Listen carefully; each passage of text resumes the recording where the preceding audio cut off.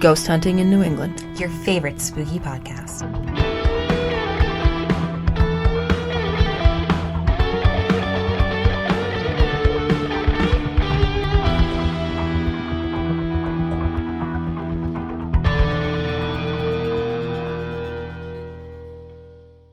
Hello and happy whatever day this comes out on. Welcome to a very special bonus episode of Ghost Hunting in New England with your hosts Amelia And Beth. and happy bonus day, Beth.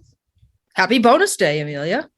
So No, folks. We are not talking about February 29th for a leap year or anything. No, that is a bonus. Don't look at me like that. That is a bonus day. To February, which is the best month of all. To February.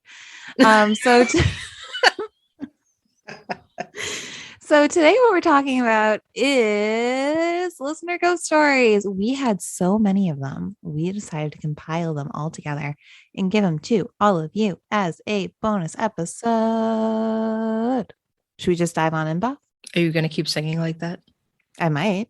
And speaking in a staccato? We'll see. Style? We'll see where the day takes us. Okay. Yeah, let's dive in. You're going right from the top? Yep. All the way from the top. So our first story comes to us from Tom from Pennsylvania, and Tom is our only listener to give us a ghost story every season, and he was cutting it close this year. We are more than halfway through October, but we got one. Tom writes, "Hey, Amelia and Beth. Thanks for another great season. As always, I'm really enjoying this season, and there were a couple that really resonated with me. These two stories take place when I was 4 or 5 years old, living in Detroit suburb of Hazel Park. I was outside playing with friends, and my mom was in the house with a friend of hers who had always been into psychic and paranormal stuff. I honestly don't remember her so much, but my mom filled in some of the blanks for me.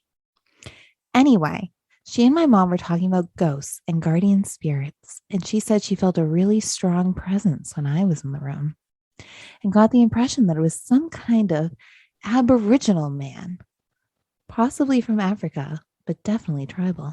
About 5 to 10 minutes later, I came running in through the screen door on my way to my room with the conviction that only little kids and cats have when charging from one room to the other. My mom grabbed me by the arm and stopped me and asked, 'Tom, what does Albert look like?' Albert was my imaginary friend. I would talk to him, invite him to dinner, play with him when everyone else was busy. My immediate response to her was, 'He's a big black man with a spear.' And off I went, because what I was doing was way more important than that adult stuff. The second account happened around the same time, maybe even that same summer. I was outside playing again and heard my mom's voice say, 'Tommy, time to come in.'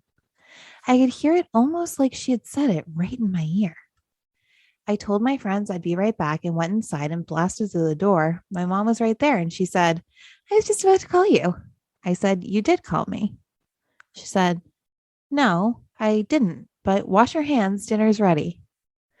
That's all I have time to jot down right now, but I have a neat 3-perspective story about New Hope, Pennsylvania coming up and a ghost hunt on the 30th of October. Thanks as always, Tom." Thanks so much, Tom. Thanks, Tom. That's really neat. Send us another message after your ghost hunt and let us know what you found. Yeah, for sure. And I want to hear all about New Hope. I'm down there a lot. So moving on to the next one. Our next story comes to us from Christina. She writes, "Hi, Amelia and Beth. Barry Corbett gave me your information and wanted me to share a story with you. On October 31st, 2010, I went to a public ritual in Salem.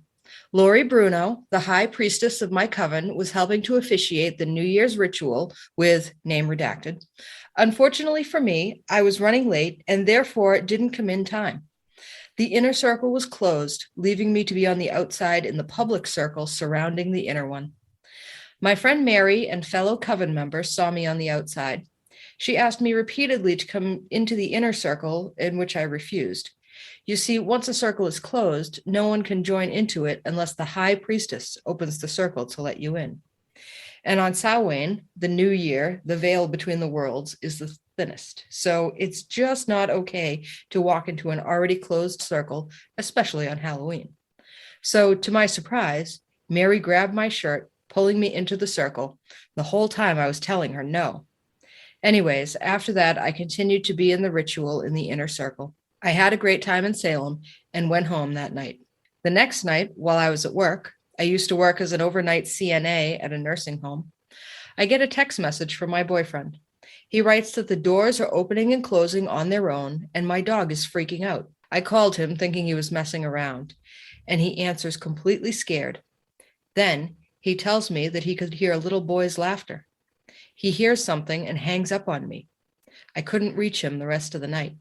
When I got home in the morning, my boyfriend explained about doors opening and closing as if someone was walking through them. My dog was barking and growling at something and hearing laughter. A few nights after that, it was my night off, and I was watching a movie in the living room, and my boyfriend was in our bedroom watching football. Next to the living room is the dining room, and there's a waiter's door between the living room and the kitchen. The waiter's door has always been open and flush up against the dining room wall. So when I heard some noise and looked over, I saw the door was closed. I thought maybe the movie is too loud for my boyfriend to turn the volume down. I yelled, "Sorry, honey." I turned it down, and I went down to watch the movie, but a little while later, I heard a noise again. I looked over to the door, and it looked like someone was pushing it from behind, but not completely. I said, "Sorry, honey, I have it all the way down. What more do you want?" Then the door opened at a 45-degree angle, and no one was behind it. I yelled, "Leave this place." My dog that was next to me started to bark, and his head was following this thing as it rushed by me, and I could feel a cold breeze hit me. After it was gone, I saged and blessed my home. But a week later, while my boyfriend and I were sitting on the couch, he noticed the dog leash that we hang by the front door was swinging like a pendulum. Unfortunately, I couldn't see it from where I was, but it stopped quickly. Several mornings later, I woke up to noise coming from the kitchen. I went there and saw 3 of the upper cabinets were open to exactly 90-degree angles, and 3 lower drawers were open, perfectly aligned as if you could draw a straight line. Then something told me that this thing wanted to communicate. So I thought about it, and my logic was that if a spirit was once living and can move objects, then surely it can write. Later that day, went out grocery shopping, but before we left, I left a note asking what their name was with 2 pens. When we got back, he answered with the name Josh. The paper was static clung to 2 pens that were stuck into candles on the table. So every night after that, I was asking questions and getting answers. It was a 10-year-old boy that died in 1954 and was born in 1945. He was looking for his mother. Unfortunately, I couldn't find her, and even if I did, I'm not sure how I could explain. Also, the house was getting heavier and heavier, and Josh was clearly depressed. There were days I would have a great day and be happy, but the minute I opened the door, instantly I felt extremely depressed and even suicidal. Of course, I knew it wasn't me, but I felt that Josh really did need to cross over. So I did a bit of research. From what I found, they say that spirits are here because instead of going to the light, that they go away from it. And according to the tradition of witchcraft I practice, they say the dead go to the west. So the next morning, I woke up early and went into the living room. I said out loud to Josh, "I think I found your mother. She's in the light." And I pointed to the west corner of the room and said, "There." Then I felt what I call touching heaven. It's like the best bliss you can feel times 10. I told Josh, "Please close the door behind you." And then it was as if that feeling was completely taken away, and I cried. The house's heaviness dissipated, and after about 5 minutes, the house was back to normal. I never felt or saw objects move after that, and I'm happy that I was able to help this poor soul cross over. Thanks, Christina. Yeah, good story. That was a great story. Thanks for sharing it. Yeah, that was good. So our next series of stories comes to us from Dan from New Hampshire. Dan has a lot of great stories for us tonight, and he also runs and owns Renaissance Massage and Body Work up there in New Hampshire. And you can book an appointment with him or learn more by emailing renaissancemassage@myabmp.com. That's renaissancemassage@myabmp.com. I do just want to point out, Amelia, that it's spelt differently than Renaissance is typically spelt. This is spelled RENASSANCE. massage. He writes, Dear Amelia and Beth, first, I just want to thank you for creating a podcast devoted to New England, which is easy to listen to, unlike others where I've lasted a minute or less because the people can't seem to stop giggling over stupid little things, like just saying hi during the introduction. Plus, I learn a great deal. You've helped pass the time during work for many hours on end. Where do I begin? As I mentioned briefly before, I'm an INFJ, HSP, empath with seemingly medium tendencies. Yep, that's a heck of a trifecta of rare traits in an overwhelming world. Couple that with Reiki and being a licensed massage therapist, and I've opened up a great deal of things within me to make me, well, unique. For the sake of brevity, I'll keep my stories as short and to the point as possible. But as a writer, I tend to get crazy with detail and tangents. My very first doctor in veterinary medicine used to be driven up the wall because my histories were too lengthy and wordy. Plus, I've had over 4 decades of experiences. So here it goes. I know demons are off your list, so I'll just share this briefly just because. What scientists call sleep paralysis. In my case, I will respectfully decline that label. 2 nights that will stick with me forever, along with the voices that to this day I can still hear in my head, just like it was yesterday. The first being something holding me down and whispering in my ear, you know, you really pissed us off today. Then there was a growl, like a groan, but pleased with itself as the pillow partly under my head was now being pulled onto my head. The fear of that night hadn't died when 2 nights later, similar events, but different voice that chuckled while adding, here we go again, like a taunt. And again, the pillow was moved, placed over my head. It would be weeks before I slept all the way through a single night again. To branch off from your episodes of phone calls and emails, I have 2 short incidents. One was when I was young and I'd forgotten about it until this morning. I was always told not to pick up the phone during a thunderstorm or I'd be struck by lightning. During one storm in particular, the phone rang and I ignored it. It rang again. And it just kept ringing. So I figured it must be important. The voice on the other end said, get off the phone. To this day, I have no idea who or what it was, since none of my family owned up to it, nor was it any of their voices. The other was when my great-grandmother passed away. I was so fortunate to have known her, but not like my mom, who spent many days learning the old ways of Poland from her. My great-grandmother always told my mother she'd find a way to let her, my mother, know she was okay. Sure enough, in the middle of the night, my mother received a phone call, clear as day, and my great-grandmother, in her Polish English, said, "I okay. It's beautiful here." That being said, tangent alert, I was thinking of you folks. I was thinking when you folks were speaking of answering machines and whatnot, I can't help but think that some machines that were more mechanical needed more energy than our newer electronic models. So perhaps that's why the clarity was more garbled than the today's EVPs. Tangent alert number 2. In your episode, Mid-Orange Correctional Facility, regarding dowsing rods, fun fact, my grandfather used dowsing rods when they needed a new well dug. And yes, he found it. And when the men were digging the well, said there was nothing, he said, keep drilling. I think he said this twice, and sure enough, they found the spring. For years growing up in Connecticut, I lived and drove down a road named Hell Hollow Road.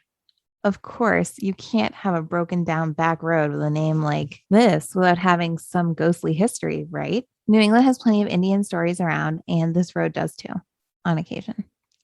But more notably, there is a Confederate soldier who at times can be seen standing, or in many accounts, actually seen running into the woods alongside passing cars.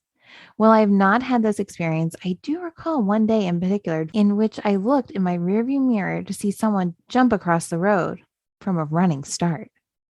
I've seen plenty of animals over the years, deer and whatnot, but this was something vertical, like a human, not horizontal, walking on 4 legs. This road sees hardly any traffic, so I put the car in reverse and went back to see the spot I saw the event. Nothing to be seen or heard, but the vision in my rearview mirror was clear as day. The most historic legend of this road, by the way, was about a little girl named Maud. More notably, Maud's grave. There are different stories associated with this legend. In my mom's teenage days in high school, the stories went that Maud was a witch. Yet, how a girl of only 9 years old could be considered such, I don't know. If you drove down this road and you spoke her name, your car would stall and you'd be unable to start it for some period of time, or worse yet, die in a fiery death. Apparently, during our high school days, story has it at least one group of kids met this fate with no survivors. And yet, the actual story, the one I personally believe, is that Maud was a young girl who died having choked on a piece of apple.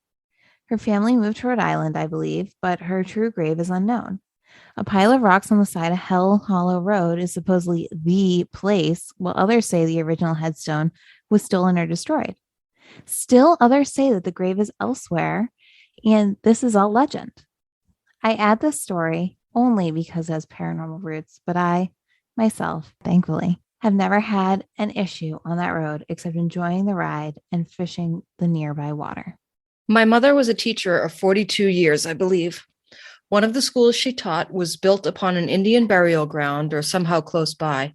In short, the ground was disturbed. She hasn't had the same kind of experiences as me in life, but she oftentimes spoke of a lady in white, an old school marm she described as who would sometimes be in the doorway or in the room and give an approving nod in my mother's direction. And on one occasion, my mom did the same as a gesture of common interest. She said she always knew when the lady was around by feel after that. The school had many structural issues, like cracks and leaks in the rotunda from the day the doors opened. My personal experience was stopping in to say hello one day and seeing an Indian warrior in the corner of the room. His arms crossed, he stood watching, but not threatening.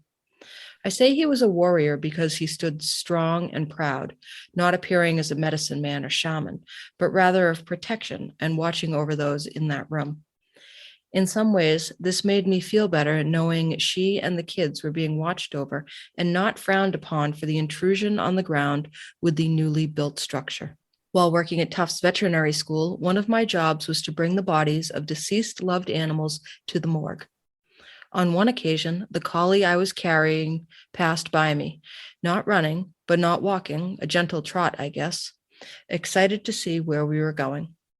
On another occasion, a golden lab was my deceased patient. He ran past me on the walk down the long corridor, seemingly excited to see where we were going. I still to this day remember him cocking his head to one side when I placed his body into the large cooler, and then as I was walking away, kind of like, wait, that's it? The hospital was divided down the middle by a large corridor for the large animal side of the hospital from the small animal side where I worked. On a few occasions, I had a horse follow me, close enough to hear and feel his breath, and later discovered not only his name from descriptions, but his history. That's one of the cool things about what I do, confirmations. One of the reasons I left Tufts was because I was still learning about what was wrong with me, and at one point knew when patients would die, but couldn't tell how or when. One night in particular, we had 2 codes and both dogs passed away. While leaving, I told a coworker who was hoping that was it for the night, we worked the second and third shift. There would be one more.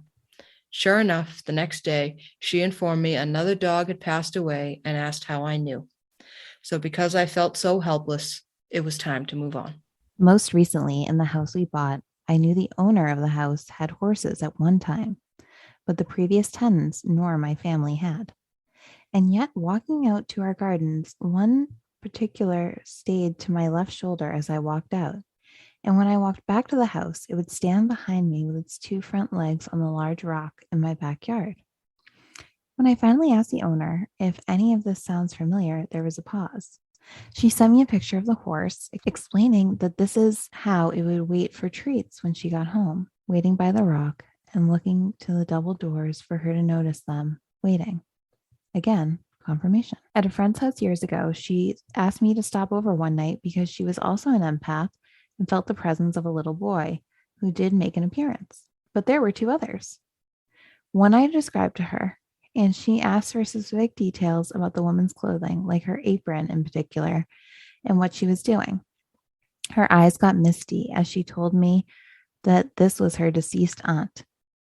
The other was a man in flannel, who became very sad when the young son came into the room. The man clearly was moved and watched as the boy walked away. I described him and mentioned how he was sad because he didn't get to know her son very well due to a sudden death. Cardiac, I thought. It was her father, and shortly after her son's birth, he passed away due to a heart attack. While working in hospitals, you can well imagine all the things that go on in there. And it isn't like they smudge these places. Even hospitals that began as homes, like one of mine did, and morphed into the large facility it is now. While working at UMass Memorial, I assisted someone in bringing a person down to the morgue with their belongings. I stopped by a stack of lockers, which I thought were for safekeeping of belongings, but I felt overwhelming confusion, like not understanding why people come and go but leave.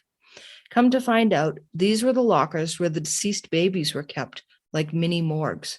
Same hospital, different facility. While visiting with a security guard friend looking for answers, who was also an empath, we were visited by many spirits from the cancer facility, several of which we confirmed to each other without leading into descriptions, strictly blind observation, and at one point she helped a little boy to cross. As he did, the stormy day that enveloped us that day suddenly had a break in the clouds that lit up the room we were in at that precise moment, like when your eyes are shut and someone shines a flashlight at you, and then stormy again. Coincidence? Only he knows. My grandfather had passed before my son was born. He and I were close, and in some ways, I carried a lot of guilt in that I could have been a better grandson in many ways. Anyway, my son was a little over a year old, I think, and he was resting on my shoulder looking to my left. I felt my grandfather's presence and said, "Nick, where's Gramp?" He picked up his little head and looked right in that direction, and not just looked, but looked like he saw something there.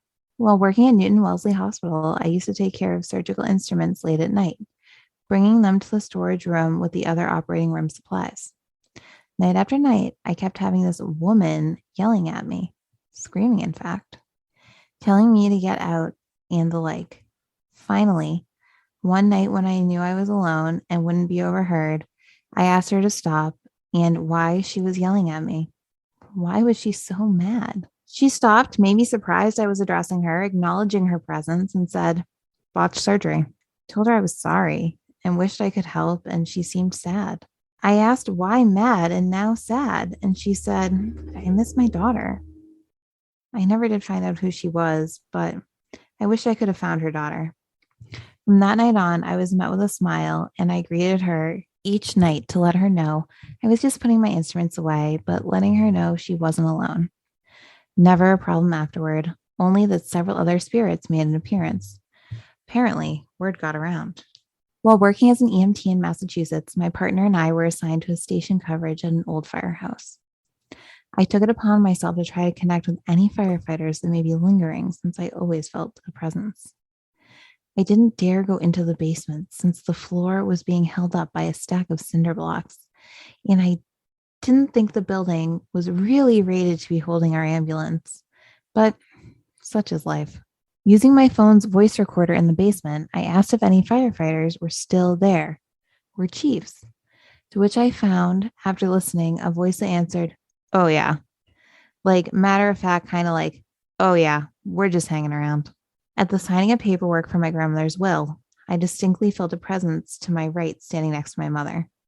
I closed my eyes and in my mind greeted the presence and asked who they were. They responded with the name Kathy, my mother's deceased baby sister, telling me everything would be okay. I told my mom, and when I described her to my mother, she got misty-eyed, saying that was her, and my grandfather used to say, with their curly hair, they could be twins. Mind you, I've never seen a picture of her or know if one exists, as she died shortly after birth. While living in Westminster, Massachusetts, we had several events in that house built in 1951, one of which was a little boy named Peter. He loved my son's electronic toy piano and would play it whenever he felt, so it seemed. One night, my mother was visiting. She was laying down on the couch, lights off, and he began playing, so she asked him to please stop because everyone was asleep. The piano playing stopped, and a few seconds later, she felt a little breeze on her cheek, like a kiss goodnight. There was an older couple there, and at different times I could hear the older woman singing to my baby boy and him singing with her. Once, my older stepson came flying down the stairs in tears and hid under a blanket. Moments before that, I saw a foot as if someone walking upstairs, and I knew who it was. He then told his mother he thought it was one of us coming up, and then saw a woman in the doorway of the bedroom, but he was alone up there. My wife is well aware of what I can do, so she asked me about it to make sure it wasn't something serious. Nope, just a visitor, and a surprised one at that. There was a young couple who always appeared dark, almost black silhouettes. I never did find out what that was about. There was also a skittish, playful gray border collie that hung around an old rocking chair we had in the basement. When I described the dog, my wife told me she knew that dog. It was her aunt's, neither of whom I could possibly know nor ever mentioned in conversation until I saw the dog teasing me, wanting to play, but clearly not wanting my interaction. On moving day, and after court battles with our slumlord that was trying to evict us a few times, I was packing the last of our belongings as much as I could into the back of my truck. I was mad, angry, feeling defeated, but glad we were moving to New Hampshire. The lights downstairs weren't great, but fluorescents never are, not even on a good day for general health. I had at one time wanted the old house to be ours and to not have to move once again, but in retrospect, he did us a favor. As I'm packing bags, boxes, etc., the lights wouldn't come on. I knew Peter was at the bottom of the steps, clinging to the banister, watching, and my heart was breaking. I'd had enough and started speaking out loud, but then said, and if someone could please fix the lights so I can be done and leave, I'd greatly appreciate it, please and thank you. As a few tears found their way down my cheeks, Peter ran up and the older couple came down just as the light went as bright as it could, and I lost my composure. I think I uttered a raspy thank you. But as I shut it off one last time, me and my witchy ways gave one last blessing to the house and the memories, one last goodbye, and a thank you to the spirits we were leaving behind. I didn't mention the thing in the crawl space because, again, I know you don't deal with demons or whatever that thing was. Plus, I'd rather remember the good things about that house. These days, I work at the New Hampshire Department of Health and Human Services Virology Department for COVID response. There seems to be no shortage of shadow people walking around. Some days, weeks, more than others. At times, they are down the hall at a distance, other times right behind, and pass by when I run around the corner. Most are dark in nature, like black silhouettes. Only once did I see a white figure. As always, I like confirmation. So one day, in amongst conversation, it had been mentioned by a coworker she was unnerved while walking through the basement. Without skipping a beat, I mentioned the shadow people that crossed the hallway, where no doors are present, and she gasped. You've seen this too? Yep. And I told her you get used to it after a while. Or a lifetime. Wow.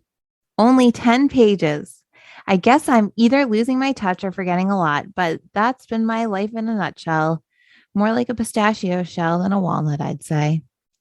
Hope this helps in some way and gives you something interesting to read, if nothing else.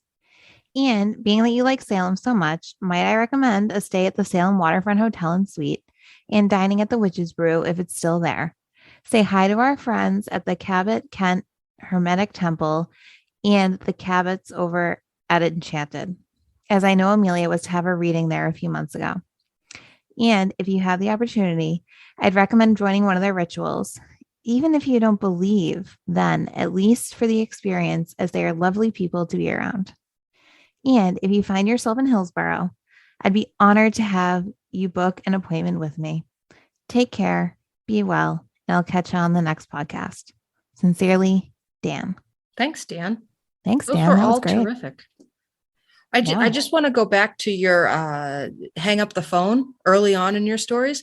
I remember as a kid, that was a popular prank call to make to people in your neighborhood during a thunderstorm. So it might have just been some neighbor who also was familiar with don't pick up the phone during a thunderstorm. So just an idea. Yeah, but that's fascinating to have just a lifetime of these great stories. And thank you so much for sharing a little bit about that with us. Yeah, thanks a lot. All right, our next series of stories comes to us from Marie. Marie is listening tonight with her mom, Janet, and her sister, Liz. Hey, ladies. Hey. Thank you, Marie, for sending these to us and getting 2 new people to listen to the show. Folks, I'm just going to throw in a plug here. Make sure that you tell 2 friends about the show. That is your task for ghost hunting in New England over the season break. Tell 2 friends and ask them to tell 2 friends. Ooh. Hello, ladies. I love binging your episodes while I work in my pottery studio. I started from your very first show, and I'm on episode 42 as I write this. It's been very informative and entertaining. 5 stars. I'm one of those haunted people that Jamie Day has talked about. I also didn't realize that I was the magnet. I just thought I was predisposed to picking haunted living quarters because I grew up in haunted places. Like a learned behavior, if you know what I mean. So it took a while, and some friends to say something to me, for me to wrap my head around it all. Some of my family members have had experiences and sensitivities that they kept to themselves too. It's a hard and scary thing to be by yourself growing up like that. And I hope to be the vocal person that the kids can talk to because it's so sad to think we have to keep feeling afraid and crazy. I had a therapist send me to a medium to talk to once. No joke. Bless that therapist. Anyhow, the first experiences I had were when I was very small, like 3 or 4, and I would wet the bed because I didn't want to get up and move past all the skeletons and dead people around my bed. Then I wrote a story about my dead grandmother that I read to my mother about how grandma lost her mind, and mom told me to never read it to my father. It turns out she had terrible postpartum depression after my aunt was born and was overly protective to the point of paranoia. The first real full-fledged haunting that I can recall in more detail, though, happened when I was 12. It was really terrible. It was not human. I know you guys say you don't do demons, but I thought it was worth writing down and sharing with you. Here it is. My first major experience was when I was living with my mom in a townhouse just after my parents' divorce. The townhouses were brand new, and I was really excited because I got my own bathroom, and we had 2 stories, which was not really a thing in Arizona. Most of the houses I grew up in were 1 story. We don't really have cellars or attics, so I was excited to have stairs. Here's the part that I always hate to mention because it sounds so completely made up, but it's true. Archaeologists found archaeological evidence of indigenous life where our townhouses were built. I remember my mom talking about how cool it was and how the archaeologists documented it, then covered it over and built our home right on top of it. Anyway, I was 12 and was doing the best I could with the divorce. It was not exactly a great time in my life. My parents were both a bit unstable, and my school life was not great. One night, while I was laying in my bed, I heard someone breathing right over me. It was awful. I felt worse in my bathroom, like someone was right next to me and angry. I was so excited to have that bathroom, and I was terrified to be in there. I started asking my mom if I could sleep in her bed with her, and she let me. One night, I woke up in my mom's bed to a huge boom. My mom wasn't there.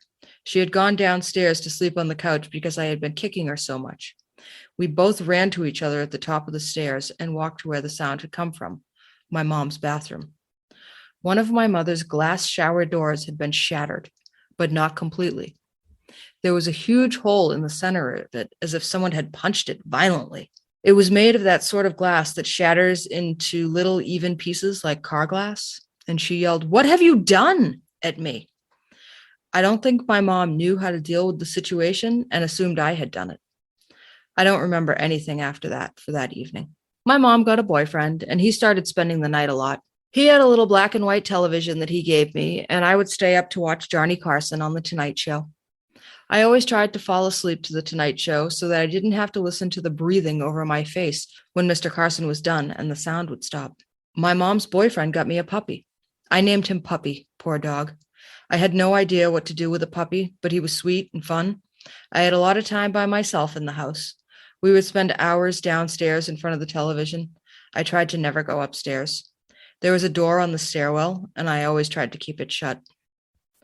On my last day at the townhouse, I was watching television, and I heard Puppy let out a loud cry from upstairs. The door on the stairwell was open. I called to him from the bottom of the stairs, but he wouldn't come down. I got all my courage together, went up the stairs one at a time, hoping that Puppy would come down before I got to the top. My room was at the very top of the stairs. When I got to the doorway of my room, Puppy came running out, his tail between his legs and a little bite mark on his back. I looked into my bedroom, and one of my porcelain dolls was standing up on its own in the middle of the floor, facing me with her hair standing on end. I ran down the stairs, grabbed my dog. The television and the radio started to turn off and on. The door on the stairwell started to open and shut at the same time. I ran with Puppy out of the house, and as soon as we were out of the front door, the deadbolt and the doorknob locked us out. I didn't have the keys to get back in, but I really didn't want to, frankly. I ran next door to use the neighbor's phone and called my sister to come pick me up. I told her about the whole situation, and she asked if I wanted to burn the doll. I just cried. I had no idea what to do, and I was just a kid, but I refused to ever go back. My mom kept living there, and she said that she finally started yelling at whoever was running up and down the stairs in the middle of the night to quit it, and they did. I remember my mom returning my dolls to me when she moved, but somebody in the family got rid of them. Thank goodness. Sorry, Will. I do believe what was going on was I was being targeted like a living human child predator targets a fragile kid. That thing, and I do mean thing, decided I was easy pickings, and I was. What's weird is that it didn't follow me. I also get the feeling it just didn't want me around. It didn't want any of us around. I have more stories to send you, and I'll send them soon. Take care, and like you always say, happy hunting. Red heart shape. Sincerely, Marie. Thanks, Marie. Those were spooky. And Will definitely would have been upset you didn't send those to him. So with a black and white TV and Johnny Carson, those dolls may have been gone before Will was born. Probably. Okay, so she did end up sending us more. Hi, ladies. This next account is one of the hardest to write. It was a very upsetting experience, and it's been difficult to try to research. Even now, I keep going back to the information about the Pueblo people and what they've been through in little spurts because it just hurts to know how horrible it must have been. I only glimpsed for it as a second as a kid, and it really left its mark. I hope I'm not bumming you ladies out. The more I write about my experiences, the more I realize how scary and sad these are. It's been really good for me to get it out and tell people about these experiences. So here it goes. When I was 16, my dad took me on a road trip through the Four Corners area to camp and visit as many ancient native ruins as he could fit into the 2-week trip. I had not been telling him about my hours of meditation every day, or that I was regularly traveling out of my body to see how far I could go on the backs of birds in the front yard as they jumped around from the ground, testing myself to see my ability to connect was accurate when I opened my eyes. I was not telling him that I was experiencing a lot of things. Also, I was intentionally staying away from reading anything.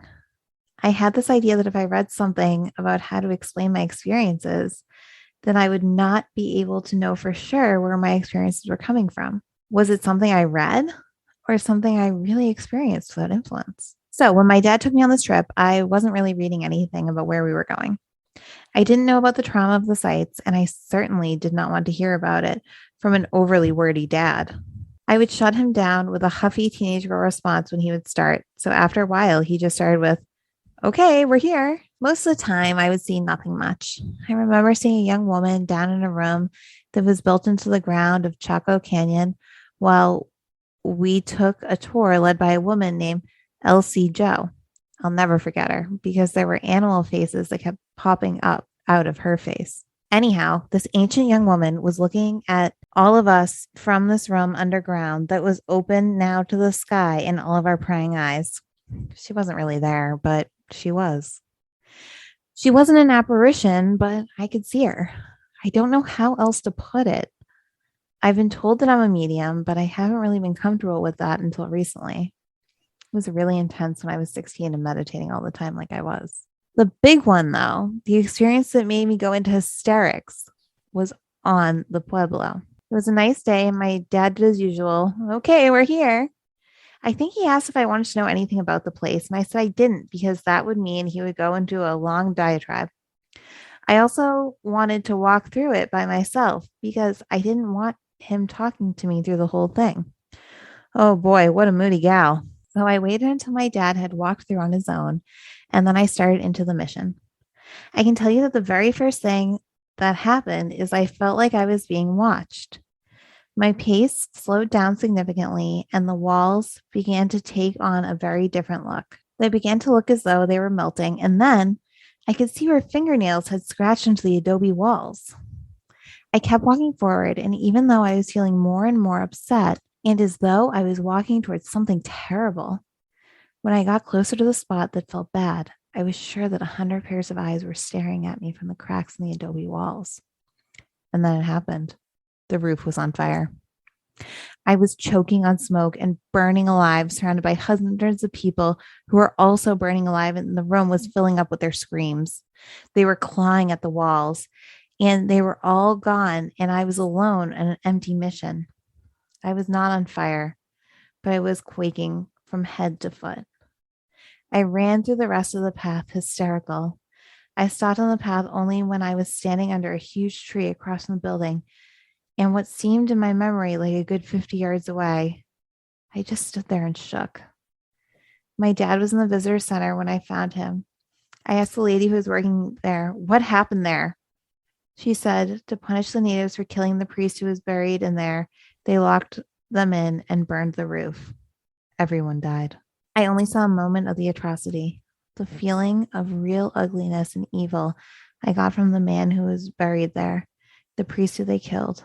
I hope I never feel again. In researching this now as an adult, I found out there was a statue recently erected to one of the men responsible for these atrocities. To me, this means enough people don't appreciate how wrong it was. I burnt alive with the whole village for a split second, and I will never forget. Your friend in Tucson, Murray. That was tragic, Murray. Very.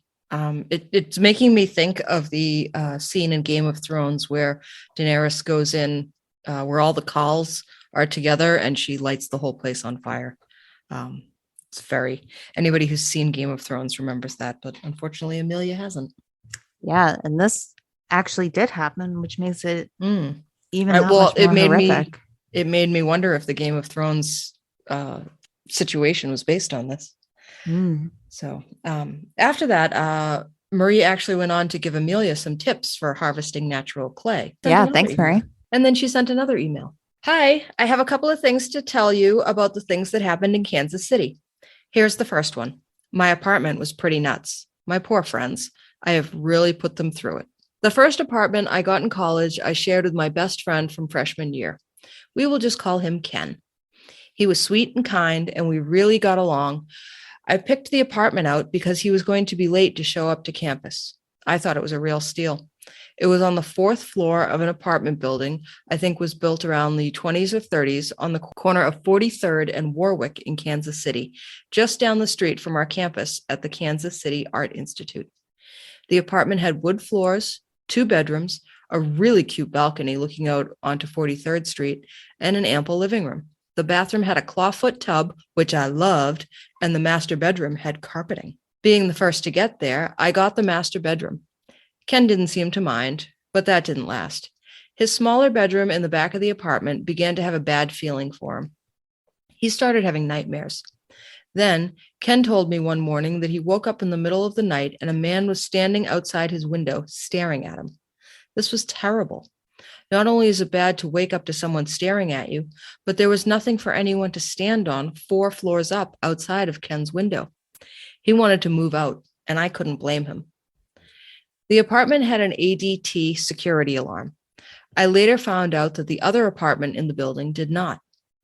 Anyhow, I would arm the alarm every day, and when I would come home, it sounded like people were walking around the inside of the apartment. I lived on the top floor. The apartments ran from the front to the back of the building. The only other apartment I could be hearing would be the apartment behind me, which was unlikely, but maybe.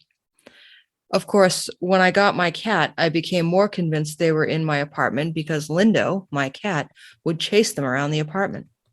I would come home, go to unlock the door, hear what sounded like 2 sets of feet running across the apartment, and then here my cat goes, chasing after them, yowling. He was a big talker. I started to get really depressed and refused to leave my apartment. My friend, we'll call her Mary, came over to check on me and realized that I was really stuck by something in there. She was brought up in her mother's Celtic tradition and her father's native tradition, so she suggested that we cleanse the apartment. I had gotten to be very good at out-of-body meditations as a teenager, and I knew how to see, but was scared. She promised to go in front of me through the apartment and create a safe space. We were 19. A friend of ours, who I will call Tom, an atheist, said he wanted to be there to just see what happens. I told him that he had to respect the situation and be completely passive. He agreed and sat on the floor across from me while I went into my trance with all my protective crystals around me and my salt circle around me. I should have put the same around him. To this day, he refuses to speak about what he experienced. He was terrified when it was all over. When I went out of my body and walked into my bathroom, I met a man and a woman. In the flash of moment, I saw their entire life's histories individually, and then I saw it.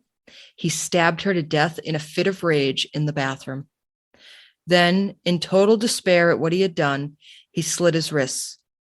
He was still there because he did not believe that he deserved any peace. She was still there trying to comfort him and get him to forgive himself.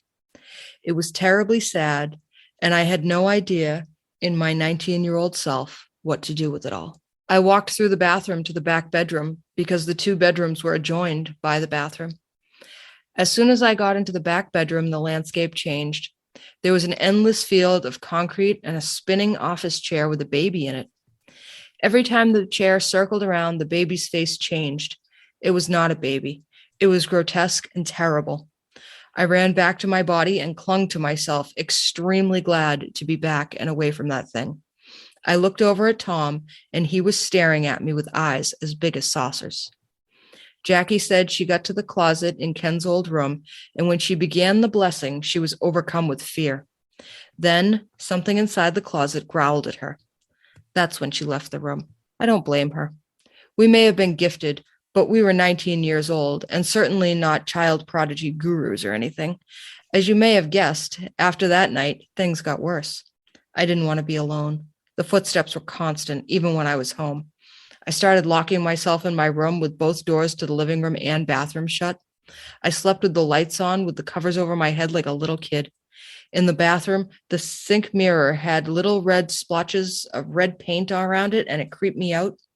And one night, I was typing on my typewriter, yeah, that relic, sitting on the floor in front of the door to the living room. I heard two sets of feet walk up to the other side of the door and stop. Then two voices began to whisper against the door. I don't know what they were saying because I ran to the bathroom door to get away from them. Lindo ran toward the whispering, so I know he heard them. Then the whispering began on the other side of the bathroom door. Lindo ran to the bathroom door, which I promptly ran away from. If it wasn't for having Lindo, I might really think I was nuts. I didn't like to be alone there, so I had a couple of big parties. I gave people Sharpies to write all over the walls. Yeah, I don't know why either. Art school? Anyway, when I moved out, I got a full deposit, and the management company sent me a really enthusiastic letter saying that if I ever wanted to move back in, I would be welcome to anytime. I think they knew how bad it was in there. Years later, I was walking with a boyfriend down 43rd past the apartment. I didn't want to say anything because I didn't know how he would take it. He stopped and pointed directly up at my apartment and said, I used to live in that apartment. It's haunted. It was awful. There was a murder-suicide in the bathroom. Some guy stabbed his wife to death. We didn't know it when we moved in, but my roommate lost his mind and threw red paint all over the bathroom. Side note, a couple of years later, I moved into an apartment around the corner from this apartment. I had the window open one night, and when I was on the phone with a good friend, I heard a man and a woman calling my name from what I thought was the street outside, but I couldn't see anyone. My friend on the phone sounded terrified, and I asked her what was wrong, and she said she heard something growling. She had no knowledge of what happened in the first apartment. Take care, and like you always say, happy hunting. Marie from Arizona. Whoa, good story. That was a great one, Marie. Thank you so much for sharing that. That was great. What a great one to end on. Oh, absolutely. And I'm surprised this only took us an hour. That was amazing. I can't believe it. Wow. Amelia put it all in one big file together. This is actually 28 pages that was written by all of you guys. So thank you so much for sharing. And thank you, Amelia, for putting this all together. You are so welcome. And thank you, everyone, for sending that in. I can't get over that last story Marie sent us. That was great. Right? That was really good. And the idea of like the boyfriend used to live in the same apartment. Exactly. Yes. Like, talk about like how like attracts like, right? Like just people, like the weirdness of the universe. Yeah, we all find those people. Did you ever hear the story of my parents' orange Volkswagen? No. My parents, before they had met, my dad had to sell an orange Volkswagen, and without meeting my mother, sold it to my mother like 2 years before they met. That's kind of wild. Huh? That's kind of funny. They drove the same car. They had never met. Hey, things happen. Craziness of life. I was having Sunday dinner with my sister-in-law and her partner over the weekend. And he was telling me that he had owned a house down in Hingham years and years ago. No, not Hingham. North Quincy. He owned a house in North Quincy years and years ago. And when the tenants were moving out, he went to check on them and make sure everything was fine. And the woman was, just beside herself. She's like, this place is haunted. There's a little girl that wakes me up in the middle of the night. She stands at the foot of my bed. It's been going on for years. I have to get out of here. And she handed him the keys and she left. Like she was finally able to leave. And he was like, well, that's good to know, but I'm not really sure what I'm going to do about it. That's wild. A funny guy. Cool. Well, thank you everyone so much who sent in stuff for us tonight. We really appreciate it. Good bonus episode, Beth. Excellent bonus episode, Amelia. And excellent bonus episode, listeners. And as always, you can find us online, ghosthuntinginNewEngland.com, facebook.com/ghosthuntinginnewengland, on Twitter at ghosthuntingNE, and on Instagram at ghosthuntinginnewengland. Send us your drive-by ghostings, ghosthuntinginnewengland@gmail.com. And as always, support small business and happy hunting.